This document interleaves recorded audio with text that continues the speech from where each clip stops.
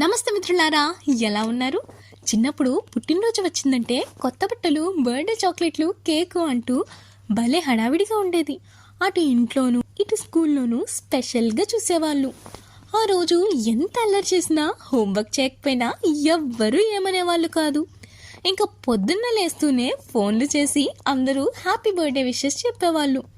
రోజు తిట్టే అమ్మ ఆ రోజు మాత్రం ఎంత విసిగించినా ఏమనకుండా ఉదయాన్నే తలకు నూనె పెట్టి సున్నిపిండితో తలస్నానం చేయించి కొత్త బట్టలకు పసుపు రాసి వేసుకోమనేది. ముందు రోజు గోరింటాకు కోసుకొచ్చి రోట్లో నూరి చేతికి పెట్టుకునే వాళ్ళం.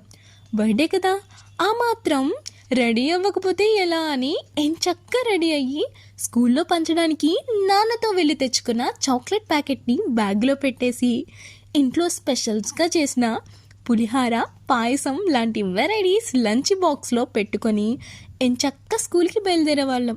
ఇంకా స్కూల్ బస్సు ఎక్కినప్పటి నుంచి సివిల్ డ్రెస్లో ఉన్న మనల్ని చూసి స్కూల్ యూనిఫామ్లో ఉన్న అందరూ బర్త్డే విషెస్ చెప్తుంటే భలే ఆనందంగా ఉండేది. ఇంకా క్లాస్లో మా బెస్ట్ ఫ్రెండ్ని తీసుకొని టీచర్లందరికీ చాక్లెట్లు పంచడానికి వెళ్ళేవాళ్ళం. ఇంకా మా ఫేవరెట్ టీచర్స్కి అయితే ఎక్స్ట్రా చాక్లెట్స్. ఇంకా స్నేహితులందరికీ హ్యాపీ బర్త్డే చాక్లెట్లు కానీ, కుదరకపోతే ఆశా చాక్లెట్లు కానీ లేదా ఆల్ఫలిబిక్ కానీ ఇచ్చేవాళ్ళం.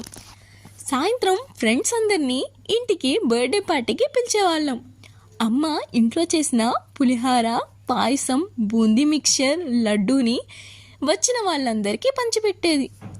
మేం అక్క చెల్లెలం రెడీ అయితే బర్త్డే ఎవరిదనేది కూడా తెలిసేది కాదు. ఇంట్లో మా బాబాయ్ ఫోటోగ్రాఫర్ అవ్వడం వల్ల ఫోటోలకి కొరత ఉండేది కాదు. అలసిపోయే వరకు ఫోటోలు దిగుతూనే ఉండేవాళ్ళం.